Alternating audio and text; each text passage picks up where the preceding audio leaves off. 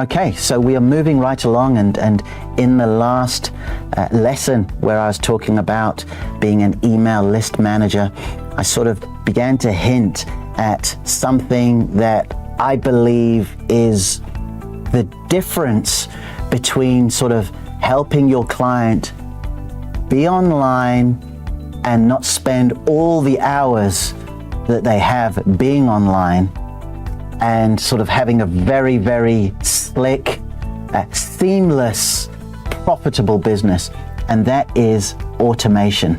Now, when we talk about automation, the important thing to understand here is that it is created to save somebody time. But in order to first know what needs automating, people need to spend a lot of time doing something. Does that make sense? So for example, if you work in a shop, if you have a shop and somebody comes and buys something, and then you've got all the sort of, you've got a form in the shop where you're asking people to fill out their details, sort of say, hey, listen, here's a prize draw to win. We're staying on the topic of florists. Here is a prize draw to win a bunch of flowers for Mother's Day. Fill out this form. Well, in the shop, you need somebody to fill out a form time after time after time, and then your client just to quite literally just have a big old pile of names where they're going, oh, what am I going to do?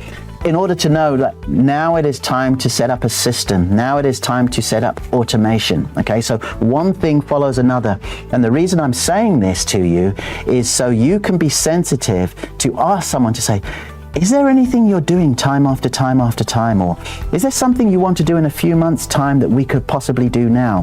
Because in an automation capacity, and let's stick with something like email for the moment, this is where you can become very valuable. Instead of giving somebody a form to fill out in the shop or at a conference or at a workshop, you tell them to go online to a web page. They put in their first name, they put in their email, they press a button. Now all of a sudden you can automate that process. Whether that form is filled out and it comes to a video like this to say, hey, thanks for filling out that form. Would you like this? Or they fill out the form and the next thing they do is they get an email, or they fill out the form and they have a text message, or they fill out the form and they have a phone call. You can see where we're heading with this. It is not limited to any one thing that follows. It's just your job to begin to automate an existing process.